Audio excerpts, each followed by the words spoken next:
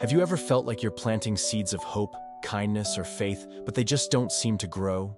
You put in the effort, you have the best intentions, but nothing happens. What if the secret isn't just in the seed, but in the soil it lands on? This isn't a gardening tip. It's a profound truth about our lives, shared by Jesus himself in one of his most famous stories, the parable of the sower. This story, found in Matthew, Mark, and Luke, is like a spiritual mirror. It shows us not just how others receive truth, but how we receive it. Are you ready to find out what kind of soil your heart is? Let's dive in. Imagine Jesus standing by the beautiful Sea of Galilee. A huge crowd gathers, so he gets into a boat, pushes out a little from the shore, and begins to teach. He tells them this story, recorded in Matthew 13. A farmer went out to sow his seed. As he was scattering the seed, some fell along the path, and the birds came and ate it up. Let's pause right there. Jesus later explained that this path represents a hardened heart. Think about it. Have you ever heard something truly important, maybe a piece of good advice or a spiritual truth, and it just bounced right off? It goes in one ear and out the other.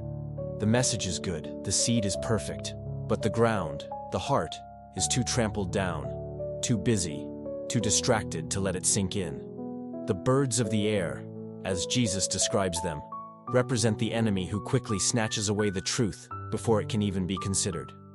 What hardens our hearts? Is it past hurts, cynicism, or just the constant noise of modern life? Take a moment to reflect. Are there areas in your life where your heart has become like a beaten path, resistant to new growth? This is the first type of soil, the hardened heart. Let's get back to the farmer. The story continues.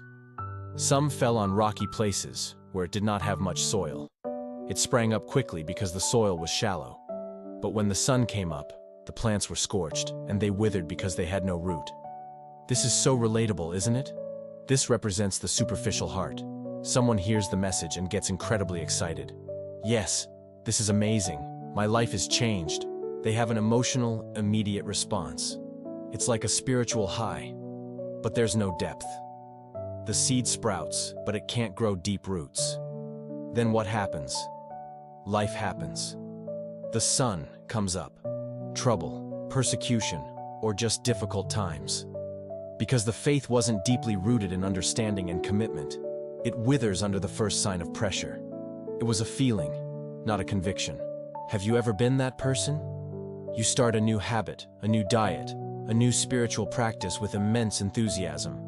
But when it gets tough, you quit. This part of the parable asks us a crucial question. Is our faith built on fleeting emotions or on a solid foundation that can withstand the heat?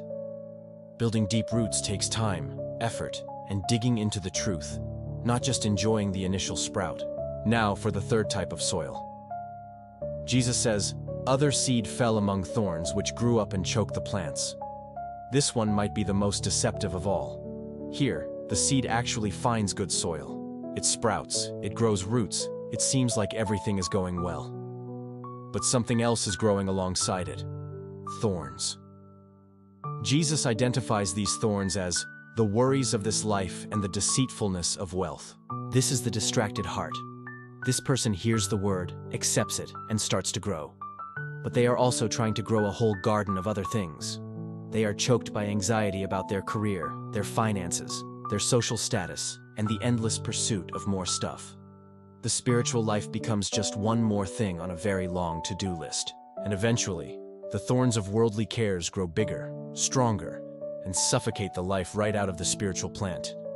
It becomes unfruitful. Does this sound familiar? In our culture of busyness and ambition, it's so easy to let the thorns take over. We can be so busy making a living that we forget to make a life. The question here is, what thorns are growing in your heart? What worries or desires are competing for light and nutrients, choking out your spiritual growth? It's a call to do some serious weeding in the garden of our hearts. So we've seen the hardened path, the shallow rocks, and the thorny ground. It might feel a bit discouraging, but the farmer keeps sowing, and this is where the hope lies. Finally, Jesus says, "Still other seed fell on good soil, where it produced a crop, 160 or 30 times what was sown." This is the receptive heart. This is the goal. The good soil represents someone who hears the word and understands it. Notice the two key actions: hearing and understanding. This isn't a passive reception, it's an active engagement. This person doesn't just let the message bounce off, get superficially excited, or get distracted. They take it in, they ponder it, they let it sink deep into their being, and it changes them from the inside out. And what's the result? A harvest. Not just a little bit of fruit, but an abundant, multiplying harvest, 30, 60, even 100 times what was sown. This shows that when our hearts are truly open and receptive to God's truth, the potential for growth and positive impact is exponential. Our lives begin to produce the fruit of love, joy, peace, patience, kindness, and goodness. So this parable isn't just a story about 4 types of people out there. It's a story about the 4 potential states of our own hearts. On any given day, in any given situation, we can be the path, the rocks, the thorns, or the good soil. The beautiful thing is that soil can be changed. A path can be broken up and tilled. Rocks can be cleared away. Thorns can be uprooted. It requires intentional work. It requires us to be honest with ourselves and with God. We can pray, God, show me the rocks and thorns in my heart. Help me break up the hard ground of my pride and cynicism. Help me cultivate a heart that is good soil, ready to receive what you want to plant in me. The parable ends with Jesus crying out, "Whoever has ears, let them hear." He's inviting us right now to truly listen, to examine our own hearts. Which soil best describes you today? What is one practical step you can take this week to cultivate better soil in your heart? Maybe it's spending 5 minutes in silence each day, reading a chapter of the Bible before checking your phone, or talking with a trusted friend about the thorns in your life. The seed of God's word is powerful, life-changing, and always good. The variable is us. Let's choose to be the good soil. Thank you so much for joining me today to explore this incredible parable. I hope it's given you as much to think about as it always gives me. If this message resonated with you, please give this video a like and subscribe to the channel for more content that helps us grow together. And I have a request for you. If you have any intentions or anything you'd like us to pray for, please share it in the comments below. Let's be a community that supports and uplifts one another. See you in the next video.